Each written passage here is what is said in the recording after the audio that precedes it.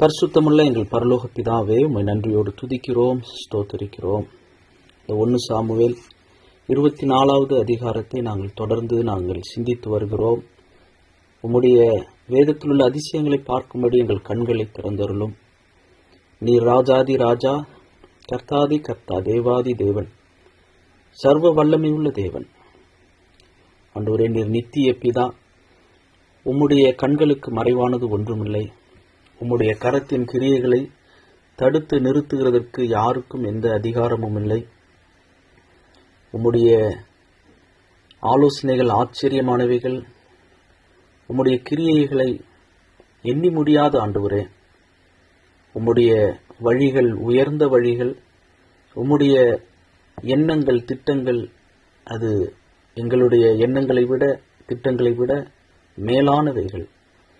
நீர் மகிமையான தேவன். நித்தியமாய் நீர் கடந்த கால நித்தியத்திலிருந்து வருங்கால நித்தியம் வரை ஆதியும் அந்தமும் இல்லாமல், ஆரம்பமும் துவக்கமும் முடிவும் இல்லாமல் இருக்கிறவராகவே இருக்கிறேன் என்று நீர் உம்முடைய சிங்காசனத்தில் அமர்ந்திருக்கிறீர். வானம் உம்முடைய சிங்காசனம், பூமி உம்முடைய பாதப்படி. ஆண்டவரே, எங்களுடைய வாழ்க்கையில் நடக்கப் போகிற காலங்கள் அத்தனையும், எங்கள் காலங்கள் உம்முடைய கரத்தில் இருக்கிறது. நாங்கள் போகும் வழியை நீர் அறிந்திருக்கிறீர். நீர் அண்ட சராசரங்களை படைத்தவர், நீர் உருவாக்கினவர். காலங்களை அறிந்து காலத்திற்கு அப்பாற்பட்ட தேவனாய் இருக்கிறீர். கர்த்தாவே, எங்களுடைய வாழ்க்கையை சுற்றி நடக்கிற காரியங்கள் உம்முடைய ஆதீனத்திலே, உம்முடைய ஞானம் விளங்க நீர் நடப்பிக்கிறவர், செய்கிறவர்.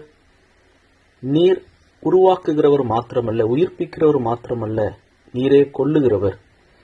நீர் ஐஸ்வர்யவானாக்குகிறவர் மாத்திரமல்ல, தரித்திரமடைய செய்கிறவர். நீர் உயர்த்துகிறவர் மாத்திரமல்ல, தாழ்த்துகிறவர். கர்த்தாவே, அன்னாளுடைய ஜெப வார்த்தைகளை நினைக்கிறோம். இன்னும் உம்முடைய தெய்வீக ஞானத்தினால் எங்களை நிரப்பும். இப்போதும் உம்முடைய வார்த்தைகளை நாங்கள் பேசும்போது, கேட்கும்போது, கர்த்தர் ராஜரீகம் பண்ணுகிறார். சகலமும் கர்த்தருடைய ஆளுகையின் கீழ் இருக்கிறது. சகலமும் உமக்காக, உம்மால், உமக்கென்று இருக்கிறது என்பதை உணர்ந்து கொள்ள உதவி செய்யும். எங்களுடைய மனக்கண்கள் பிரகாசமாகும்படிக்கு ஜெபிக்கிறோம். கர்த்தருடைய வார்த்தையின் வெளிச்சம் அதை செய்வதாக கிருபை பெருகட்டும். உங்கள் வார்த்தையை உயர்த்தி மகிமைப்படுத்துகிறோம். என்னையும் எங்களையும் தாழ்த்துகிறோம். கிருபை பெருகட்டும். எங்கள் ஆண்டவராகிய இயேசுவின் மூலமே ஜெபிக்கிறோம் பிதாவே, ஆமென். 1 சாமுவேல் 24வது அதிகாரத்தை நாம் தொடர்ந்து சிந்திக்கிறோம். இந்த 1 சாமுவேல் 24ல் குறிப்பா இங்க சவுல் அந்த தாவீதை தேடி என்கேதி வனாந்திரத்துக்கு தெரிந்து கொள்ளப்பட்ட 3000 பேரை கூட்டிக்கிட்டு தாவீது தேடி வரார். தாவீதையும் தாவீதனுடைய 600 மனுஷரையும் தேடி வரார். அவங்க எல்லாரும் ரொம்ப ஒரு பிளாக் கேட்ஸ் போல, ஒரு பெரிய ஒரு பிரதம மந்திரி, ஒரு ஜனாதிபதி, ஒரு பிரசிடென்ட், ஒரு நாட்டினுடைய தலைவர் வந்தால் எந்த அளவுக்கு பாதுகாப்பு இருக்குமோ, இஸ்ரேல் நாட்டுக்கு ஒரு உளவுத்துறை இருக்கிறாங்க, அமெரிக்காவுக்கு இருக்கிறாங்க, இந்தியாவுக்கு இருக்கிறாங்க, இந்த மாதிரி ரஷ்யாவுக்கு, சைனாவுக்குன்னு வளர்ந்த நாடுகள், முக்கியமாக இந்த ஆட்டம் பாம், அணுசக்தி உள்ள நாடுகளுக்கு, அந்த நாடுகளின் தலைவர்களுக்கு அவ்வளவு பாதுகாப்பு இருக்கு. அதுபோல இங்கே சவுலுக்கு, இஸ்ரேல் ஜனத்தினுடைய முதல் ராஜாவுக்கு பாதுகாப்பு மட்டும் கொடுக்கறது இல்லை, அங்க ராஜாவினுடைய எதிரி தாவீதை கொல்லணும். ஏன் கொல்லணும், எதுக்கு கொல்லணும், சுய விருப்பு வெறுப்பு, அதுக்கெல்லாம் இங்கே இடம் கிடையாது. இது மக்கள் ஆட்சி இல்லை. சவுல் சொல்லியிருக்கிறாருன்னா செய்யணும். அப்படி எல்லாரும் வந்திருக்கிறாங்க. ஆனா 3000 பேருடைய கண்களுக்கு தாவீது இருக்கிற இடம் தெரியல. எல்லாரும் அங்க தீவிரமா தேடுறதுலையும் சவுலை பாதுகாக்கிறதுலையும் இருக்கிறாங்க. ஆனா இங்க சவுல் கரெக்டா அந்த குறிப்பிட்ட ஒரு கெபிக்குள்ள வராரு. மலஜலாதி போறதுக்காக வராரு. அந்த கெபிக்கு அருகிலேயோ அந்த கெபிக்குள்ளேயோ தான் தாவீதும் தாவீதினுடைய மனுஷர்களும் இருக்கிறாங்க. அந்த அளவுக்கு சவுலுடைய போர் வீரர்களுடைய பாதுகாப்பு அவ்வளவு டைட்டா இருந்திருக்கு. கர்த்தர் எப்படி சவுலையும் தாவீதையும் சந்திக்க வைக்கிறார். இங்க சவுலையும் தாவீதையும் சந்திக்க வைத்ததையும் சவுலுடைய வார்த்தைகள் தாவீதினுடைய செயல்கள்ல இருந்து கர்த்தர் எப்படி ஒவ்வொரு காலத்திற்கு நிறைவேற வேண்டிய காரியங்கள் அவருடைய நேரத்தில் அவருடைய குறித்த காலத்தில் ஏற்ற வேளையில் கர்த்தர் நிறைவேற்ற வேண்டிய கிரியைகள் காரியங்களை இந்த 1 சாமுவேல் 24 மறைந்து இருக்கிற சத்தியங்களை இந்த நாளின் செய்திக்கு நான் ஆயத்தப்படுத்தும் போது எனக்கு ரொம்ப உற்சாகமா இருந்தது, சந்தோஷமா இருந்தது. அதை நான் உங்களோடு கூட பகிர்ந்து கொள்ள விரும்புகிற பரிசுத்த ஆவியானவர் உதவி செய்வாராக. இங்க சவுல் இங்க இந்த கெபிக்கு வராரு, மலஜலாதி கழிக்க வராரு. இது ஒரு நார்மல் ஒரு அந்த காலத்து ஒரு பழக்கம். யாத்ராம் புஸ்தகத்துல நீங்க வாசித்தீங்கன்னா அவங்க பாளையத்துக்கு புறம்பே போய் அங்கதான் அவங்க மலஜலாதி கழிக்கணும் அப்படியெல்லாம் ஒரு ஒழுங்கு முறையெல்லாம் இருந்தது. அவங்க பாட்டுக்கு இஷ்டத்துக்கு அவங்க விரும்பின இடங்கள்ல போயிட்டு அவங்க டாய்லெட் போக முடியாது. ஸோ அவ்வளவு ஒரு ஒழுக்கங்கள், அவ்வளவு ஒரு திருத்தங்கள் இருந்த காலகட்டத்தை நாம பழைய ஏற்பாட்டிலேயே வாசிக்க முடியும். உபாகம புஸ்தகத்துல பழைய மோசையின் மூலமாக கொடுக்கப்பட்ட பிரமாணங்கள்ல அங்க தெளிவாக எங்க அவங்க மலாஜலதி போகணும் அதெல்லாம் ஏற்கனவே அவங்களுக்கு சொல்லப்பட்டிருந்தது. அதன் அடிப்படையில் அவர் பாளையத்துக்கு புறம்பே தூரமா ஒரு குறிப்பிட்ட இடத்துக்கு அவர் போய் தான் இந்த டாய்லெட்டுக்கு போறார். ஆனாலும் கூட அங்க சவுலுடைய மனிதர்கள் சவுல் கிட்ட என்ன சொன்னாங்க, தாவீதினுடைய மனிதர்கள் தாவீது கிட்ட என்ன சொன்னாங்க, இதெல்லாம் ஒரு பக்கம் இருக்கட்டும். ஆனா ஏன் குறிப்பிட்டு தாவீது சவுலுடைய சால்வையின் தொங்கலை அறுக்கணும் அப்படின்ற எண்ணம் எங்க இருந்து வந்தது, ஏன் வந்தது? 1 சாமுவேல் 24 4வது வசனத்தினுடைய கடைசி வரியில வாசிக்கிறோம், தாவீது எழுந்திருந்து போய் சவுலுடைய சால்வையின் தொங்கலை மெல்ல அறுத்து கொண்டான். தாவீது சவுலின் சால்வை தொங்கலை அறுத்து கொண்டது நிமித்தம் அவன் மனது அடித்து கொண்டிருந்தது. எதுக்காக தாவீது போய் சவுலுடைய சால்வையின் ஏதாவது வேற ஏதாவது ஒரு பொருளையோ அவருடைய வேற ஏதாவது அவர் கழற்றி வைத்திருக்கலாம், அவர் பட்டயத்தை வைத்திருக்கலாம், அவருடைய கேடயத்தையோ அல்லது அவருடைய செருப்பையோ செம்பையோ தண்ணி கொஞ்சம் செம்பு எடுத்துட்டு போயிருக்கலாம், வேற எதையாவது தூக்கிட்டு வந்திருக்கலாம். ஆனா எதுக்காக குறிப்பிட்டு கையில பட்டயத்தோடு தாவீது போறாரு? போய் அங்க ரொம்ப ஜாக்கிரதையா சத்தம் போடாம நேரம் எடுத்து அந்த சால்வைய அறுத்து கொண்டு வர்றார். கிழித்து கொண்டு வந்தாருன்னு போடல, அறுத்து கொண்டு வந்தாருன்னு இருக்கு. ஸோ கையால கிழிக்கல, அது கத்தியால அறுத்து கொண்டு அவர் வந்திருக்கிறார். எதுக்காக தாவீது இந்த செயலை செய்யணும், அதை செய்ததினுடைய தேவ நோக்கம் என்ன? அதுதான் ரொம்ப ஆச்சரியமா இருக்குது. 1 சாமுவேல் 15வது அதிகாரத்துக்கு போனா இதை நம்ம புரிந்து கொள்ள முடியும். 1 சாமுவேல் 15வது அதிகாரம். இங்க அமலேக்கியர்களை தேவன் நியாயம் விசாரிக்கிறார். அமலேக்கியர்களை முற்றிலும் அழிக்கணும் அப்படின்னு சாமுவேல் தீர்க்கதரிசியின் மூலமாக சவுலுக்கு ஒரு கட்டளை வந்தது. ஆனா அந்த அமலேக்கியரை எதிர்த்து சவுல் போகும்போது அவங்கள முற்றிலும் அழிக்காம அவங்களுடைய ஆடு மாடுகள்ல முதல் தரமானவைகளை, 2ஆம் தரமானவைகளை, ஆட்டுக்குட்டிகளை, நலமான எல்லாவற்றையும் அழித்து போட மனதில்லாமல் தப்ப வைத்து அற்பமான உதவாத சகல வஸ்துக்களையும் முற்றிலும் அழித்து போட்டான் அப்படின்னு 1 சாமுவேல் 15:9 வாசிக்கிறோம். 1 சாமுவேல் 15:9 சவுலும் சவுளுடைய ஜனங்களும் என்ன பண்றாங்கன்னா அமலேக்கியர்களுடைய ராஜாவாகிய ஆகாகையும் உயிரோட பிடிக்கிறாங்க, சாகடிக்கல.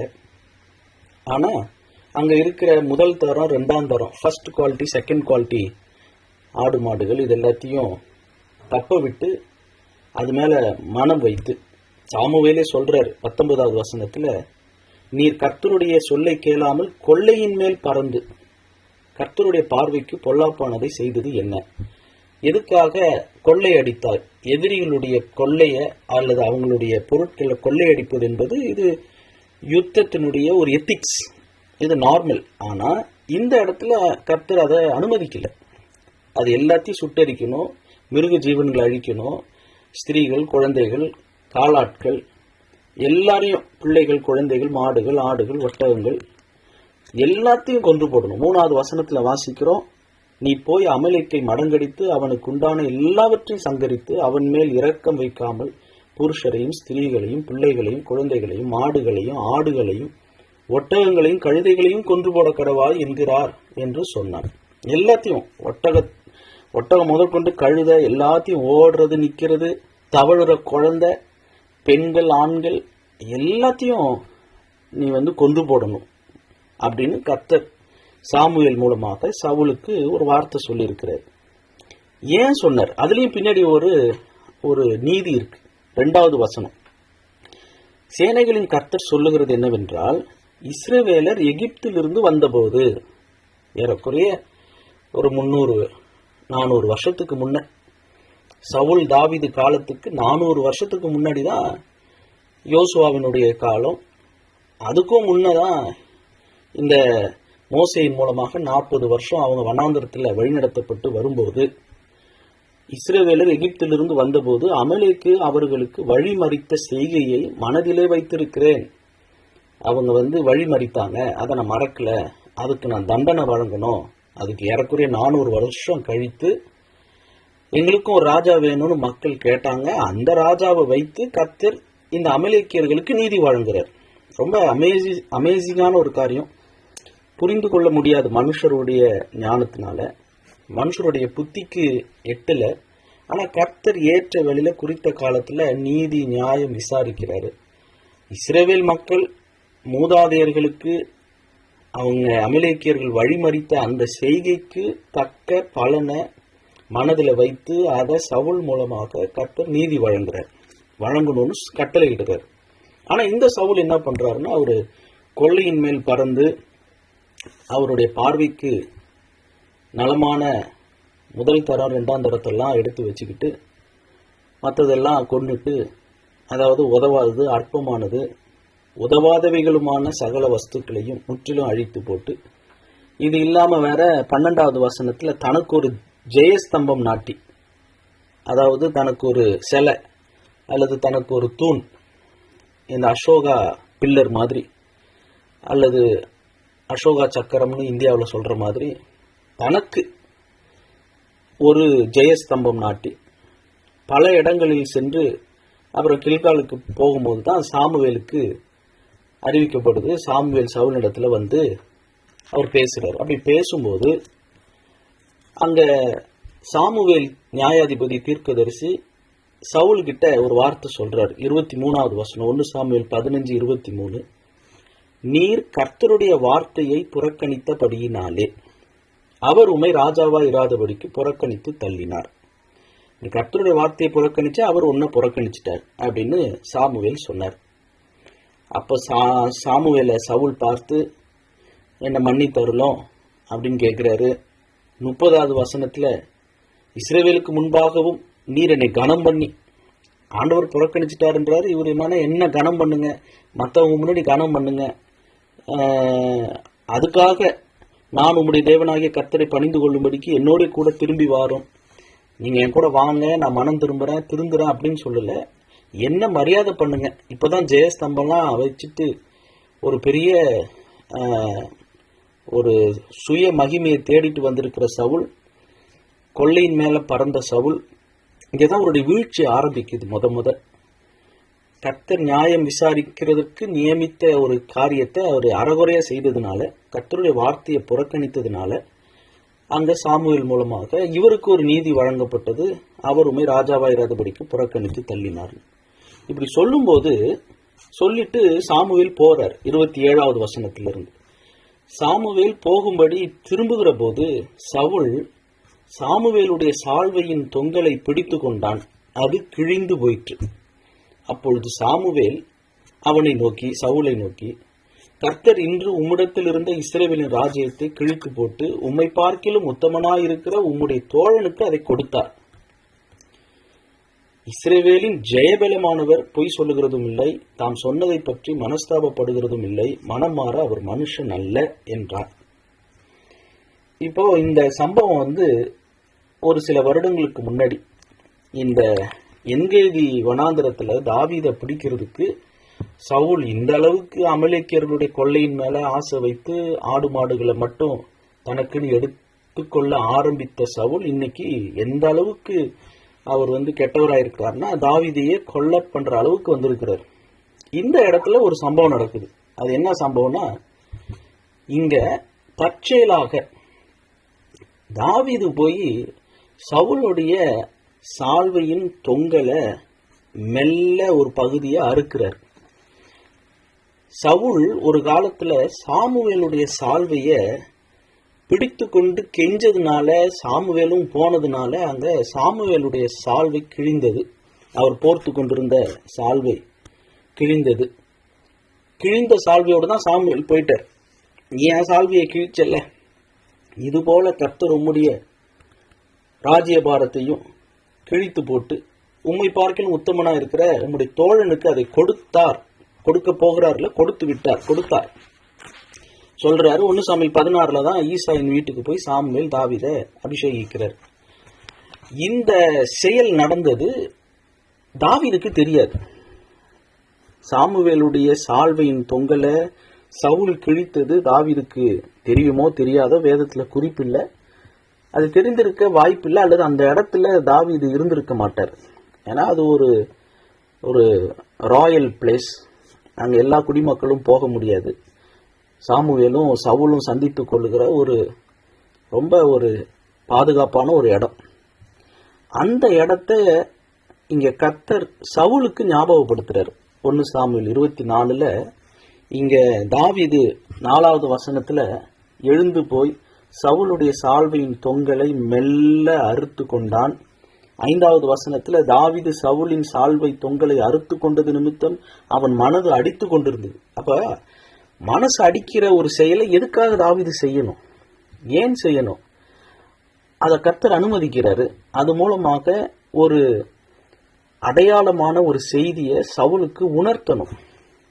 நான் உனக்கு சொன்னேன் இல்லையா, நீ சாமுவேலுடைய சால்வியை கிழிக்கும் போது உம்மை பார்க்கிலும் உத்தமனாகிய உன் சகோதரனுக்கு இந்த ராஜ்யத்தை நான் கொடுத்தேன் அப்படின்னு சொன்ன இல்லையா, அந்த சாமுவேலுடைய சால்வியை நீ கிழித்தது போல உன் சால்வியை கிழித்து உன்னுடைய அந்தஸ்து, உன்னுடைய கண்ணியம், உன்னுடைய மரியாதை, உன்னுடைய அந்த சால்வைக்கு அடையாளமா இருக்கிற அந்த கணம், இது எல்லாத்தையும் இன்னைக்கு உன்னுடைய சால்வையை அறுத்ததுனால அதை தாவீது கையில இன்னைக்கு அது கொடுக்கப்பட்டிருக்கு, கொடுத்தாயிற்று, அது நீ தெரிஞ்சுக்கோ என்பதை சவுலுக்கு உணர்த்துவதற்காக இங்கே தாவீது சவுலுடைய சால்வையின் தொங்கலை அறுக்கிறார். 11வது வசனத்துல தாவீது சவுல்கிட்டே சொல்றாரு.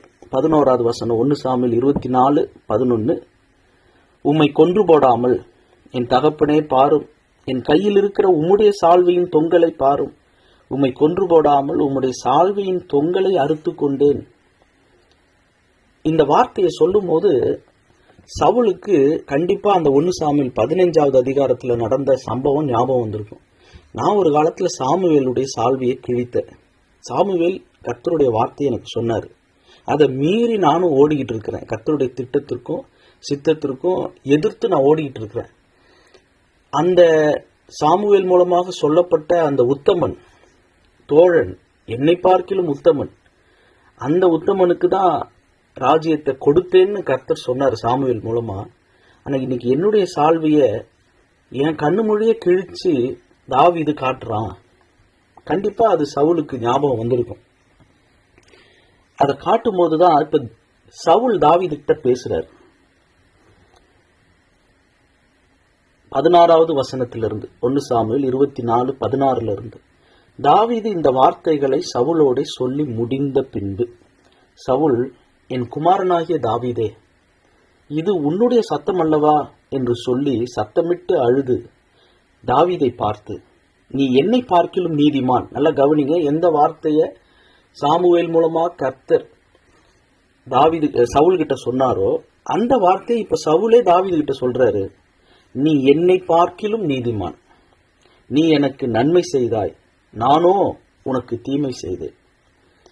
உன்னை பார்க்கிலும் உத்தமனுக்கு ராஜ்யத்தை நான் கொடுப்பேன் அப்படின்னு சொல்லப்பட்டது. 1 சாமுவேல் 15 கர்த்தர் இன்று உம்மிடத்தில் இருந்த இஸ்ரவேலின் ராஜ்யத்தை கிழித்து போட்டு உம்மை பார்க்கிலும் உத்தமனாயிருக்கிற உம்முடைய தோழனுக்கு அதை கொடுத்தார் என்றுதான் சாமுவேல் சவுல் கிட்ட சொன்னாரு. அதே வார்த்தையை இங்க சவுல் தாவீது கிட்ட சொல்றாரு, நீ என்னை பார்க்கிலும் நீதிமான். அவருக்கு அது ஞாபகம் வருது. ஆண்டவர் அன்னைக்கு சொன்னாரு, என்னை பார்க்கிலும் உத்தமன்னு, நீ நீதிமான். உத்தமனுக்கும் நீதிமானுக்கும் வித்தியாசம். தாவீதினுடைய ஒரு சிப்பாய், சாதாரண சிப்பாய் உரியா, அது இருக்கிற போர் வீரர்கள்லயே ஒரு தளபதி கூட கிடையாது, சாதாரண சிப்பாய், ஒரு சொல்டா. அந்த சிப்பாய் உத்தமன். அவர் நான் போர் வீரன், நான் அந்த போர் யுத்தத்திலிருந்து வந்திருந்தாலும் நான் மனைவி கிட்ட வீட்டுக்கு போக மாட்டேன், ராஜாவுடைய அரண்மனையில தான் இருப்பேன்னு சொன்ன ஒரு உத்தமன். நீதிமான் அப்படின்னு சொன்னா பல அர்த்தங்களுக்கு நீதிமானுக்கு. அதுல முதல் பைபிள்ல நாம வாசிக்கிறோம், ஆபிரகாமை குறித்து வாசிக்கும் போது, விசுவாசத்தை குறித்து வாசிக்கும் போது, அது அவனுக்கு நீதியாக எண்ணப்பட்டது. எது? ஆபிரகாம் தேவனை விசுவாசித்தான், அது அவனுக்கு நீதியாக எண்ணப்பட்டது. அப்ப இங்க தாவீது தேவனை விசுவாசித்து கோலியாத்தை சந்தித்ததையும், தேவன் தாவீத சவுல் கையில ஒப்பு கொடுக்காததையும், தேவன் தாவீதோடு கூட இருக்கிறதையும், இது எல்லாத்தையும் பார்க்கும்போது தாவீது தேவன் மீது வைத்திருக்கிற விசுவாசம், அதனால் அவர் நீதிமானாக்கப்படுறதையும் நீதியுள்ள செயல்களை செய்யறதையும் சவுல் கவனித்து ஒரு படி மேல சொல்றாரு. எனக்கு சொல்லப்பட்டது சாமுவேல் மூலமாக என்னை பார்க்கிலும் உத்தமனுக்கு கொடுக்கப்படும். ஆனா நான் இப்ப என் உயிரையும் நீ காப்பாத்தி இருக்கிறேன், எதிரியை கொல்லாம, பகைக்கிறவனை கொல்லாம. ஏன்னா பழைய ஏற்பாட்டினுடைய நியாயம் என்ன? இன்னைக்கு இஸ்ரவேல் ஹமாஸ் கிட்ட, அவங்க கிட்ட இருக்கிறது அதுதான், கண்ணுக்கு கண் பல்லுக்கு பல், அதுதான் அவங்க கிட்ட இருக்கிற உண்மை. அதன் அடிப்படையில தான் அவங்க சண்டை போட்டுட்டு இருக்கிறாங்க. சவுல் காலத்துல, தாவீது காலத்துல அவங்க கிட்ட இருந்த சட்டத்திட்டம் என்ன? கண்ணுக்கு கண் பல்லுக்கு பல்.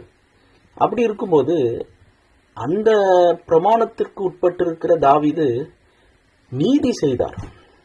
அதனாலதான் இங்க சவுல் ஒரு வார்த்தையை கூட்டி சொல்றாரு, நீ என்னை பார்க்கிலும் உத்தமன் மட்டும் இல்லை, நீ என்னை பார்க்கிலும் நீதிமான், நீ எனக்கு நன்மை செய்தாய். என்ன நன்மை? நானோ உனக்கு தீமை செய்தேன், அப்படி இருந்தும் நீ எனக்கு நன்மை செய்தாய். நீ எனக்கு நன்மை செய்ததை இன்று விளங்க பண்ணினாய், நிரூபித்து காட்டினாய். சான்று இருக்கு, உறுதியாக சால்வியை கிழித்து சாமுவேல் எனக்கு சொன்னபடி நடந்திருக்கு. நீ என் உயிரையும் காப்பாற்றிருக்கிற. கர்த்தர் என்னை உன் கையில் ஒப்பு கொடுத்திருந்தும் நீ என்னை கொன்று போடவில்லை. ஒருவன் தன் மாற்றானை கண்டுபிடித்தால் 19 அவனை சுகமே போக விடுவானோ? இன்று நீ எனக்கு செய்த நன்மைக்காக கர்த்தர் உனக்கு நன்மை செய்வாராக. இப்படி எல்லாம் சொல்லி, கர்த்தர் தனக்கு நன்மை செய்யல சவுலுக்கு, ஆனா சவுல் சொல்றார் கர்த்தர் உனக்கு நன்மை செய்வாராக. இன்னொரு இடத்துல நம்ம வாசிக்க முடியும், சவுல் இடத்துல ஆசீர்வாதம் இல்ல, சவுலுக்கே முதல்ல ஆசீர்வாதம், கர்த்தருடைய ஆசீர்வாதம் இல்ல. ஆனா சவுல் சொல்றாரு, சீப் ஊரார பார்த்து 1 சாமுவேல் 23:21, நீங்கள் என்மேல் தயவு வைத்ததினாலே கர்த்தரால் ஆசீர்வதிக்கப்பட்டிருப்பீர்களாக. இவருக்கே கர்த்தருடைய ஆசீர்வாதம் இல்லை, ஆனா கர்த்தராலே நீங்கள் ஆசீர்வதிக்கப்பட்டிருப்பீர்களாக. இவருக்கே இங்க கர்த்தர் நன்மை செய்யல, ஆனா இவர் தாவீதை பார்த்து கர்த்தர் உனக்கு நன்மை செய்வாராக அப்படின்னு சீப்பூரார் ஆசீர்வதிப்பது. இங்க தாவீதுக்கு கர்த்தர் நன்மை செய்வார் அப்படின்னு வாக்கு பண்றாரு, ஆசீர்வதிக்கிறாரு. இப்ப 20வது வசனத்திலிருந்து கவனிங்க, சவுல் ராஜா எதிர்காலத்தை பார்க்கிறார், ஃபியூச்சரை பார்க்கிறார். கண்டிப்பா நீ ராஜாவா ஆவ அப்படின்னு இங்க சவுல் அறிக்கையிடுறது மட்டும் இல்லாம யோனத்தானே ஏற்கனவே சொல்லியிருக்கிறார், இப்படி நடக்கும், நான் 2வதா இருப்பேன், இது என் தகப்பனுக்கும் தெரியும், அவர் அறிந்திருக்கிறார் அப்படின்னு ஏற்கனவே யோனத்தானும் சொல்லியிருக்கிறார்.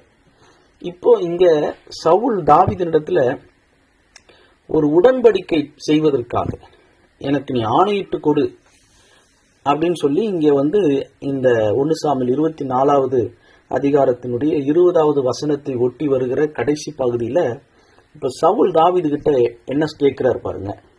நீ நிச்சயமாக ராஜாவாய் இருப்பாய் என்றும் இஸ்ரவேலின் ராஜ்யபாரம் உன் கையில் நிலைவரப்படும் என்றும் அறிவேன். இப்போதும் நீ எனக்கு பின்னிருக்கும் என் சந்ததியை வேறறுப்பதில்லை என்றும் என் தகப்பன் வீட்டாரில் என் பெயரை அழித்து போடுவதில்லை என்றும் கர்த்தர் மேல் எனக்கு ஆணையிட்டு கொடு என்றான். இப்போ சவுல் தாவீதினிடத்துல ஒரு ஆணை கேட்கிறார். ராஜா தான் ஆணை இடணும், கட்டளை இடணும்.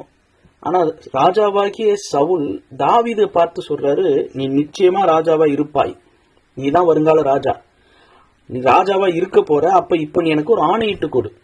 இந்த நிகழ்கால ராஜாவின் இடத்துல வருங்கால ராஜாவை ஆணையிட சொல்லி சவுல் கேட்கிறார்.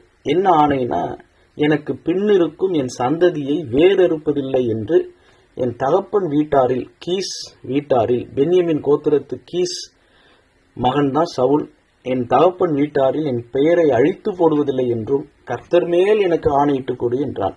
அப்பொழுது தாவீது சவுலுக்கு ஆணையிட்டு கொடுத்தான். என்ன ஆணையிட்டு கொடுத்தாரு? 2 ஆணை.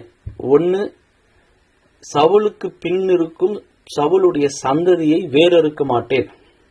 2வது, சவுலுடைய தகப்பனாகிய கீஸ் வீட்டாரில் சவுலுடைய பெயரை அழித்து போட மாட்டேன் என்று தாவீது சவுலுக்கு ஆணையிட்டு கொடுத்திருக்கிறார். பின்பு சவுல் தன் வீட்டுக்கு புறப்பட்டு போனான். தாவீதும் அவன் மனுஷரும் அரணிப்பான இடத்திற்கு ஏறி போனார்கள். இந்த அதிகாரம் முடியும் போதும் கூட தாவீது சவுலை நம்பல. நம்பி இருந்தா சவுல் கூட அரண்மனைக்கு போயிருக்கலாம், யோனத்தானையும் பார்த்த மாதிரி இருக்கும். திரும்பவும் பதவி ஏற்றது போல திரும்பவும் சவுலுடைய அரண்மனையில சவுலுக்கு மெய் காப்பாளனாக இருந்திருக்கலாம் பழையபடி. ஆனா இங்க தாவீது சவுலோடு கூட திரும்பி போகாம அவர் திரும்ப அரண்மனைக்கு 3000 பேரை கூட்டிக்கிட்டு வெட்கத்தோட போறாரு. நான் கொல்ல வந்த ஒரு மனுஷனை, ஆனா அந்த மனுஷன் என்ன கொல்லாம என் உயிரை காப்பாற்றி இருக்கிறாருன்னு சொல்லி, எப்படி சாமுவேல் கிழிந்த சால்வையோடு போனாரோ 1 சாமுவேல் 15, அதுபோல இங்கே சவுல் கிழிந்த சால்வையோடு அவர் திரும்பி போறார். அந்த சால்வையை பார்க்கும் போதெல்லாம் அவருக்கு இந்த தாவீது தன் உயிரை காப்பாற்றிய செயல் ஞாபகத்துக்கு வரும். தாவீதும் சவுலோட போகாம அரணிப்பான இடத்திற்கு அவர் இன்னும் தன்னுடைய பாதுகாப்பை வலுப்படுத்தி தப்பித்து தான் போறார். இந்த இடத்துல ஒரு ஆணை விடுவித்து கொண்டாங்க. குறிப்பா ஒரு உடன்படிக்கை செய்து கொண்டாங்கன்னு சொல்லலாம். இது மேட் அ கவர்னன்ட், தாவீதும் சவுலும். அது வெளியில யாருக்கும் தெரியாது. இது கெபிக்குள்ள நடக்கிறது.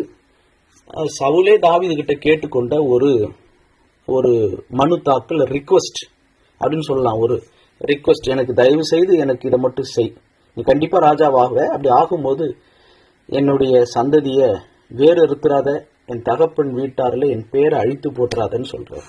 ஆனால் 2 சாமுவேல் 21க்கு வரலாம். 2 சாமுவேல் 21ல தாவீது ராஜாவான பிற்பாடு 2 சாமுவேல் 21 இங்க சவுலுடைய 2 குமாரர்களும் சவுலுடைய 5 பேர பிள்ளைகள், மொத்தம் 7 பேரு கொல்லப்படுறாங்க தாவீது ராஜாவான பிற்பாடு.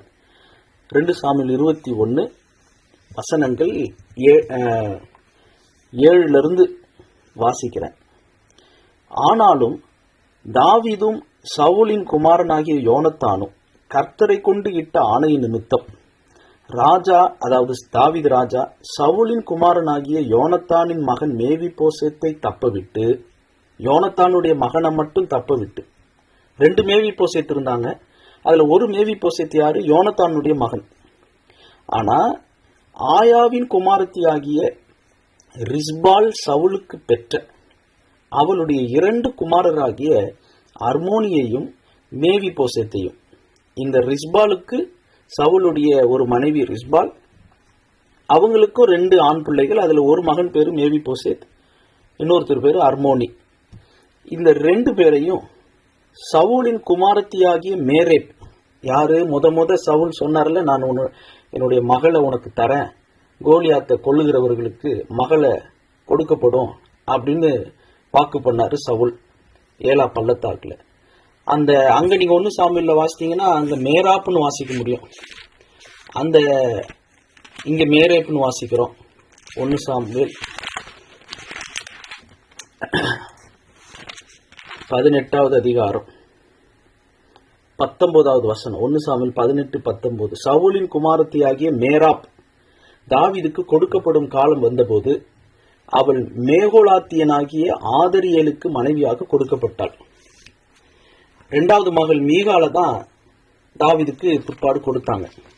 இப்போ இந்த தாவீதுக்கு மனைவியாக்கப்பட்டிருக்க வேண்டிய இந்த சவுலுடைய மகள் மேரேப் அல்லது இங்க சொல்லப்படுகிறபடி மேராப், மேகோலாத்தியனான பர்சிலாவின் குமாரனாகிய ஆதரியேலுக்கு பெற்ற அவளுடைய 5 குமாரரையும் பிடித்து, யாரு தாவீது சவுல் ரிஸ்பாலுக்கு பெற்ற 2 குமாரராகிய அர்மோனியையும் மேவிபோசத்தையும் மேரேப்பினுடைய 5 ஆண் பிள்ளைகளையும் தாவீது பிடித்து அவர்களை கிபியோனியர் கையில் ஒப்பு கொடுத்தான். அவர்களை கர்த்தருடைய சமூகத்தில் மலையின் மேல் தூக்கி போட்டார்கள். அப்படியே அவர்கள் 7 பேரும் ஒருமிக்க விழுந்தார்கள். யார் 7 பேரு? சவுலுடைய 2 ஆண் பிள்ளைகள், சவுலுடைய மகளுக்கு பிறந்த 5 ஆண் பிள்ளைகள், பேர பிள்ளைங்க 5 பேரு, 2 ஆண் பிள்ளைகள். இப்படி 7 பேரும் கிபியோனியர்களால கொல்லப்பட்டார்கள், ஒருமிக்க விழுந்தார்கள்.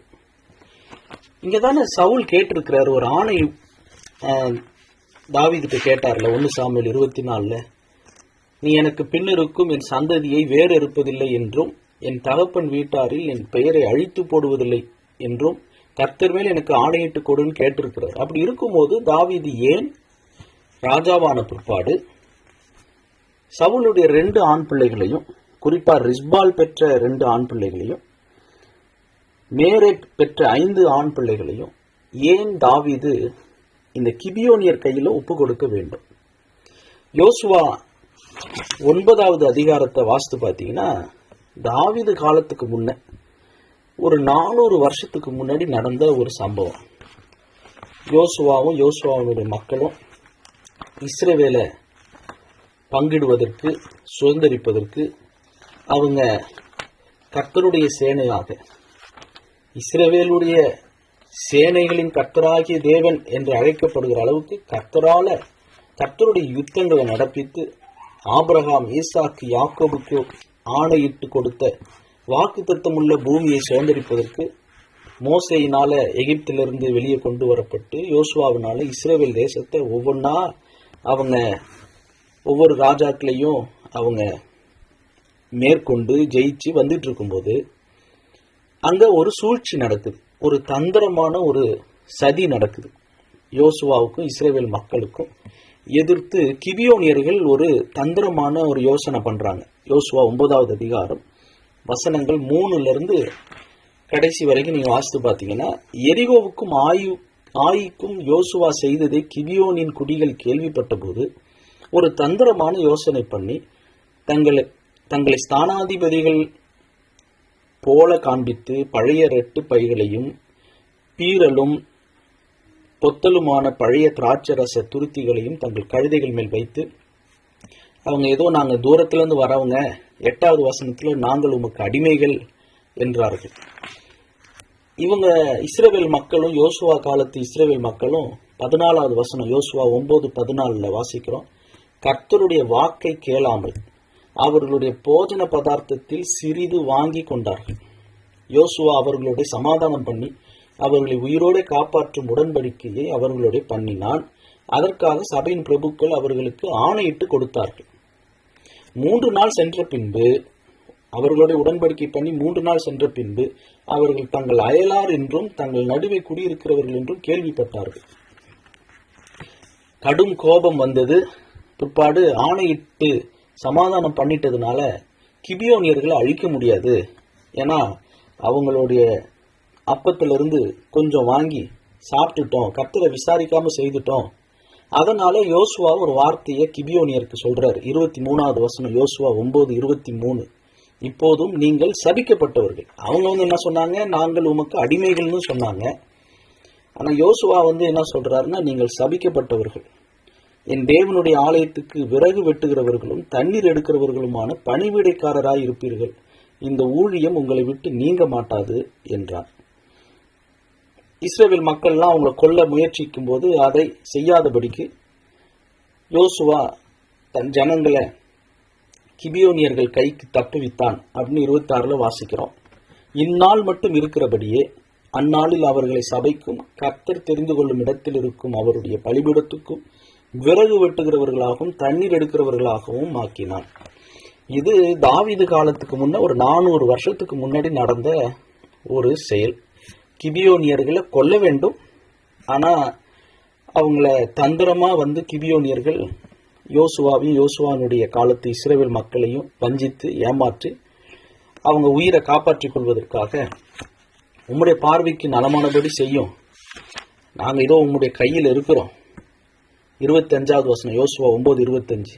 இதோ உமது கையில் இருக்கிறோம், உம்முடைய பார்வைக்கு நன்மையும் நியாயமாய் தோன்றுகிறபடி எங்களுக்கு செய்யும் என்றார்கள். இப்படி இஸ்ரவேல் புத்திரர் அவர்களை கொன்று போடாதபடிக்கு அவர்களை இவர்கள் கைக்கு யோசுவா தப்புவித்தான். இது 400 வருஷத்துக்கு முன்னாடி நடந்த சம்பவம். ஆனா சவுல் என்ன பண்றாருன்னா, இந்த கிபியோனியர்களை கொன்னதும் இல்லாம இந்த கிபியோனியர்கள் கொல்லப்பட்டதுனால 400 வருஷத்துக்கு முன்னாடி யோசுவா மூலமா செய்யப்பட்ட முக்கியமான ஒரு பழமையான ஒரு ஆணையை, ஒரு உடன்படிக்கையை அவர் உடைச்சு அதை மீறினதுனால இந்த கிபியோனியர்கள் இப்ப யோசுவா கொடுத்த உடன்படிக்கையின் படி இல்லாம அவங்க சவுல் காலத்துல அவங்க தாக்கப்பட்டு அவங்க அழிக்கப்பட்டதுனால அல்லது கொல்லப்பட்டதுனால தாவீதின் நாட்கள்ல என்ன நடக்குது? 2 சாமுவேல் 21 முதல் வசனம். தாவீதின் நாட்களில் 3 வருஷம் ஓயாத பஞ்சம் உண்டாயிருந்தது. அப்பொழுது தாவீது கர்த்தருடைய சமூகத்தில் விசாரித்தான். கர்த்தர் கிபியோனியரை கொன்று போட்ட சவுலுக்காகவும் இரத்த பிரியரான அவன் வீட்டாருக்காகவும் இது உண்டாயிற்று என்றார். அப்பொழுது ராஜா கிபியோனியரை அழைப்பித்தான். கிபியோனியரோ இஸ்ரவேல் புத்திரராயிராமல் எமோரியரில் மீதியாயிருந்தவர்கள். அவர்களுக்கு இஸ்ரவேல் புத்திரர் ஆணையிட்டிருந்தும் யோசுவா காலத்துல சவுல் இஸ்ரவேல் புத்திரருக்காகவும் யூதாவுக்காகவும் காண்பித்த வைராக்கியத்தினால் அவர்களை வெட்ட வகை தேடினான். ஆகையால் தாவீது கிபியோனியரை பார்த்து, நான் உங்களுக்கு செய்ய வேண்டியது என்ன? நீங்கள் கர்த்தருடைய சுதந்திரத்தை ஆசீர்வதிக்கும்படிக்கு, ஏன்னா 3 வருஷம் ஓயாத பஞ்சமா இருக்கு, அதனால கர்த்தருடைய ஜனத்தை சுதந்திரத்தை ஆசீர்வதிக்கும்படிக்கு நான் செய்ய வேண்டிய பிராயச்சித்தம் என்ன என்று கிபியோனியரை தாவீது கேட்டான். அப்பொழுது கிபியோனியர் தாவீதை பார்த்து, சவுலோடும் அவன் வீட்டாரோடும் எங்களுக்கு இருக்கிற காரியத்திற்காக எங்களுக்கு வெள்ளியும் பொன்னும் தேவையில்லை, இஸ்ரவேலில் ஒருவனை கொன்று போட வேண்டும் என்பதும் எங்கள் விருப்பம் அல்ல என்றார்கள். அப்பொழுது தாவீது, அப்படியானால் நான் உங்களுக்கு என்ன செய்ய வேண்டும் என்று சொல்லுகிறீர்கள் என்று கேட்டான்.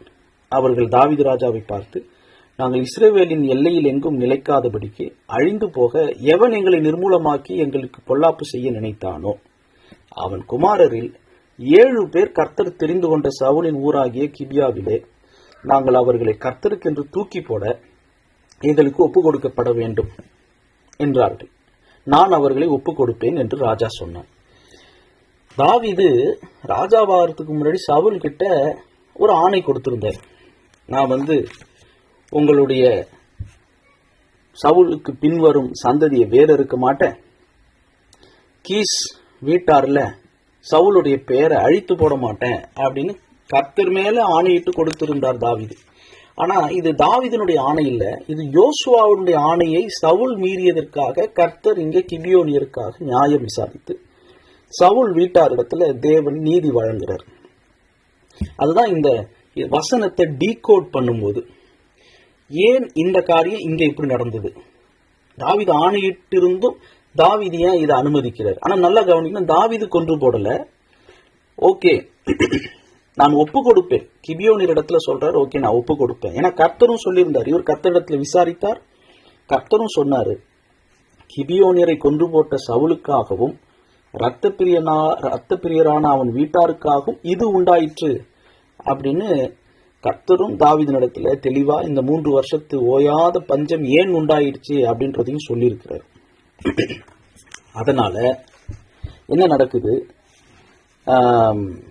7வது வசனம், ஆனாலும் தாவீதும் சவுலின் குமாரனாகிய யோனத்தானும் கர்த்தரை கொண்டு இட்ட ஆணையின் நிமித்தம் தாவீது ராஜா சவுலின் குமாரனாகிய யோனத்தானின் மகன் மேவிபோசேத்தை தப்பவிட்டு, யோனத்தான் கிட்ட செய்த உடன்படிக்கை. ஆனா இந்த 2 ஆண் பிள்ளைகளையும், ரிஸ்பாலுடைய 2 ஆண் பிள்ளைகளையும், மேரேப்புடைய 5 குமாரரையும் பிடித்து 9வது வசனம், அவர்களை கிபியோனியர் கையில் ஒப்பு கொடுத்தான். அவர்களை கர்த்தருடைய சமூகத்தில் மலையின் மேல் தூக்கி போட்டார்கள். அப்படியே அவர்கள் 7 பேரும் ஒருமிக்க விழுந்தார்கள். வார்கோதுமை அறுப்பு துவக்குகிற அறுப்பு காலத்தின் முந்தின நாட்களிலே அவர்கள் கொன்று போடப்பட்டார்கள். அப்பொழுது ஆயாவின் குமாரத்தியாகிய ரிஸ்பால், சவுலுடைய ஒன் ஆஃப் த வைஃப், இரட்டு புடவையை எடுத்துக்கொண்டு போய் அதை பாறையின் மேல் விரித்து, அறுப்பு நாளின் துவக்கம் முதற்கொண்டு வானத்திலிருந்து அவர்கள் மேல் மழை பெய்யும் மட்டும் பகலில் ஆகாய்த்து பறவைகளாகிலும் இரவில் காட்டு மிருகங்களாகிலும் அவர்கள் மேல் விழ ஒட்டாதிருந்தால், தன்னுடைய 2 ஆண் பிள்ளைகள் இறந்திருக்கிறாங்க. தன்னுடைய 2 ஆண் பிள்ளைகள், ரிஸ்பாலுடைய 2 ஆண் பிள்ளைகள் இந்த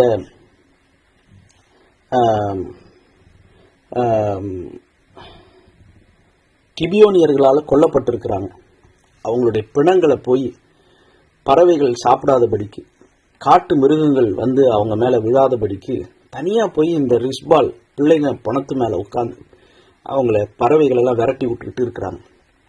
11வது வசனம், 2 சாமுவேல் 21:11, ஆயாவின் குமாரத்தியாகிய ரிஸ்பால் என்னும் சவுலின் மறுமணியாட்டி செய்தது தாவீதுக்கு அறிவிக்கப்பட்ட போது, தாவீது போய் பெலிஸ்தர் கில்போவாவிலே சவுலை வெட்டின போது பெத்சானின் வீதியிலே தூக்கி போடப்பட்டதும், கீலேயாத்தில் உள்ள யாப்பேஸ் பட்டணத்தார் அங்கே போய் திருட்டளவாய் கொண்டு வந்ததுமான சவுலின் எலும்புகளையும் அவன் குமாரனான யோனத்தானின் எலும்புகளையும் அவர்களிடத்திலிருந்து எடுத்து அங்கே இருந்து அவர்களை கொண்டு வந்து, தூக்கி போடப்பட்டவர்களின் எலும்புகளையும் 7 பேருடைய எலும்புகளையும், அல்லது சவுலுடைய யோனத்தானுடைய எலும்பையும் சேர்த்து 9 பேருடைய, இவங்க 7 பேருடைய பிணம் எலும்பு, அந்த சவுல் யோனத்தானுடைய எலும்புகளை கொண்டு வந்து அவைகளோடு சேர்த்து, 14வது வசனம், சவுலின் எலும்புகளையும் அவன் குமாரனாகிய யோனத்தானின் எலும்புகளையும் பென்யமின் தேசத்து சேலா ஊரில் இருக்கிற அவன் தகப்பனாகிய கீசியின் கல்லறையில் அடக்கம் பண்ணுவித்தான். ராஜா கட்டளையிட்டபடியெல்லாம் செய்தார்கள். அதற்கு பின்பு தேவன் தேசத்திற்காக செய்யப்பட்ட வேண்டுதலை கேட்டருளினார். இங்க கர்த்தர் நீதி வழங்குகிற முறை ஆச்சரியமா இருக்கு. 400 வருஷத்துக்கு முன்னாடி யோசுவா சொன்ன உடன்படிக்கையை கர்த்தர் மதிக்கிறார். அதை சவுல் மதிக்கலன்னும் போது சவுலுடைய வீட்டார் மீது கர்த்தர் நியாயம் விசாரிக்கிறார். தாவீது யோனத்தானுக்கு கொடுத்த உடன்படிக்கையை இங்க காப்பாத்துறாரு. ஆனா சவுலுக்கு கொடுக்கப்பட்ட உடன்படிக்கை ஆணைய, இது கர்த்தருடைய நீதியா இருக்கிறதுனால அவர் ஒன்றும் செய்ய முடியல. அவர் கொல்லல, பிடிச்சு மட்டும் கிபியோனியர்கிட்ட கொடுத்துடுறாரு. கொடுத்ததுனால கர்த்தரும் அதுல பிரியப்பட்டார் என்பது நம்ம 14வது வசனத்துல வாசிக்கிறோம். அதற்கு பின்பு தேவன் தேசத்திற்காக செய்யப்பட்ட வேண்டுதலை கேட்டருளினார், பஞ்சம் நின்றது. ரொம்ப ஆச்சரியமா இருக்குது. ஆண்டவர் எப்படி ஆச்சரியமான விதத்துல காலம் தாழ்ந்து காலம் கடந்து தாமதித்தாலும் நியாயம் விசாரிக்கிறதுல, நீதி வழங்குறதுல, அது ஒவ்வொன்றுத்துக்கும் ஒரு இணைப்பு. சாமுவேலுடைய சால்வைய சவுல் கிழித்தார், அங்க சொல்லப்பட்ட வார்த்தை இங்கு நிறைவேறணும் என்பதற்காக காரணமே இல்லாம தாவீது போய் சவுலுடைய சால்வையை அறுத்து கொண்டு வந்தது, அதை சொன்னது, சொல்லும்போது சவுலுக்கு ஞாபகம் வந்தது. சவுல், நீ என்னை பார்க்க நீதிமான்னு அவர் அறிக்கையிட்டது, உடன்படிக்கை பண்ணதெல்லாம் இந்த 1 சாமுவேல் 24 வாசிக்கும் போது கர்த்தர் உண்மையிலேயே ராஜரீகம் பண்ணுகிறார். அவர் எவ்வளவு யதார்த்தமான நீதி வழங்குறார். நமக்கு தெரியல, நம்ம நிறைய நேரத்தில் சில காரியங்களை செய்கிறோம். அதுக்கு பின்பாக கர்த்தருடைய நீதி, கர்த்தர் பக்கத்து நீதி, அவருடைய நியாயம் இருக்கிறது என்பதை நாம் விளங்கிக் கொள்ள முடியும். ஜெபம் செய்யலாம். எங்களை அதிகமாய் நேசிக்கிற எங்கள் பரலோக பிதாவே, கர்த்தாவே, எங்களுக்கும் எங்கள் பெற்றோருக்கும் எங்கள் பிள்ளைகளுக்கும் எங்கள் சகோதரர்களுக்கும் சகோதரிகளுக்கும் எங்கள் வீட்டாருக்கும் ஆண்டவரே நீர் நீதி வழங்குகிறவர். கர்த்தருடைய பிள்ளைகளுக்கு பக்கம் நீர் இருக்கிறீர். அதே வேளையில் ஆண்டவரே, நீர் இந்த உலகம் பொல்லாங்கனுக்குள் கிடக்கிறது. சில வீடுகளை பேய் வீடுன்னு சொல்லுவாங்க. ஆனால் இந்த உலகமே பேய் வீடா இருக்குது. ஆனாலும் நாங்கள் ஏதோ ஒரு சின்ன சின்ன தீவு மாதிரி ஆண்டவரே, நீர் பலவானை முந்தி கட்டி அவனிடத்திலிருந்து கொள்ளையிடுவது போல நீர் ஆத்துமாக்களை கொள்ளையிட்டு பிசாசுக்கு ஆண்டவரே அடிமையாய் இருளுக்குள் இருந்தவர்களை விடுவித்து எங்களை உம்முடைய அன்பின் ராஜ்யத்தின் பிள்ளைகளாக்கி இருக்கிறீர். இந்த மகிமையான இந்த ரட்சிப்புக்காக நாங்கள் உம்மை துதிக்கிறோம். இந்த ரட்சிப்பு தான் எங்களுக்கு சந்தோஷமாயிருங்கள். மறுபடியும் சொல்லுகிறேன், கர்த்தருக்குள் சந்தோஷமாயிருங்கள் என்று சிறையிலிருந்து பவுல் அப்போஸ்தலன் சொன்னது போல நாங்கள் இன்றைக்கு எங்களுடைய ரட்சிப்பை நினைத்து நாங்கள் சந்தோஷப்படுகிறோம். அதே நேரத்தில் கர்த்தர் நீர் எப்படி நியாயம் விசாரிக்கிறீர், நீதி வழங்குகிறீர். 400 வருஷம் கழித்தாலும் யோசுவா மூலமாக சொல்லப்பட்ட நீதி, உடன்படிக்கை, ஆணை, அதை நீர் மதிக்கிறீர். அந்த மனுஷனுடைய வாக்கை நீர் மதிக்கிறீர். அதை பின் சந்ததியார் மீறும்போது அதை எவ்வளவாய் நீர் தண்டிக்கிறீர் என்பதையெல்லாம் நாங்கள் இன்றைக்கு சிந்தித்தோம். இந்த கருகலான இந்த சத்தியத்தை விளங்கிக் கொள்ள, புரிந்து கொள்ள எங்களுக்கு உதவி செய்ததற்காக, எங்கள் மனக்கண்களை பிரகாசமாக்கினதற்காக ஸ்தோத்திரம். எல்லாவற்றிற்கும் மேலாக பரிசுத்த ஆவியானவர் நீர் கிறிஸ்துவை உயர்த்துகிறவர். இந்த உலக அநியாயங்கள், நீதிகள், இதை எல்லாவற்றையும் சிலுவையிலே நீர் நிறைவேற்றினீர். இயேசு கிறிஸ்துவினுடைய ரத்தம் சகல பாவங்களை நீக்கி எங்களை சுத்திகரித்து பரிசுத்தப்படுத்தி நீதிமான்களாக்கி இருப்பதற்காக உம்மை ஸ்தோத்தரிக்கிறோம். பாவங்களற எங்களை கழுவினதற்காக உமக்கு ஸ்தோத்திரம். எல்லா சாபத்தையும் நீக்கினீர். நாங்கள் தேவ நீதிக்கு உட்பட்டிருக்கிறோம். நாங்கள் இரத்த கோட்டைக்குள் வந்திருக்கிறோம். அடைக்கலமான பட்டணத்திற்குள் வந்திருக்கிறோம். உயர்ந்த பாதுகாப்பு, உயர்ந்த அடைக்கலத்திலே நீர் எங்களை வைத்திருக்கிறீர். உயரம் என்றாலே அது ஆபத்து. ஆனாலும் ஒரு பாதுகாப்பான உயரத்தில், உயர்ந்த அடைக்கலத்தில் கிறிஸ்துவுக்குள்ளே நீர் எங்களை முத்திரைத்து பாதுகாத்து வைத்திருக்கிறீர். அந்த தேவ நீதிக்காக, கர்த்தருடைய பாதுகாப்பின் ரட்சிப்பின் பாத்திரத்தை ஏந்தி உம்மை தொழுது கொள்கிறோம். கர்த்தாவே, இந்த பழைய ஏற்பாட்டில் சவுல், தாவீது, சாமுவேல், யோசுவா, கிபியோனியர்கள், இந்த பெயர்கள், இந்த காலத்தில் நடந்த ஆணைகள், வோவ்ஸ், இதெல்லாத்தையும் நாங்கள் சிந்தித்து பார்க்கும்போது கர்த்தர் எத்தனையாய் நீர் நீதி சரி கட்டுகிறவர், நியாயம் நீதி வழங்குகிறவர். உம்முடைய நீதி ஆச்சரியமாக இருக்கிறது ஆண்டவரே. இந்த நேரத்திலையும் இந்த 2024 எங்களுக்கும் எத்தனையோ நியாயங்கள், நீதிகள் கிடைக்க வேண்டும் என்று நாங்கள் உம்மை நோக்கி மன்றாடுகிறோம்.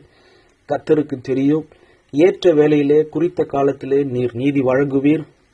உம்முடைய நீதியை, முதலாவது தேவனுடைய ராஜ்யத்தையும் அவருடைய நீதியையும் தேடுங்கள், அப்பொழுது இவைகள் எல்லாம் உங்களுக்கு கூட கொடுக்கப்படும் என்கிற வார்த்தையை இந்த நாளில், இந்த செய்தி நேரத்தில் நாம் நினைக்கிறோம்.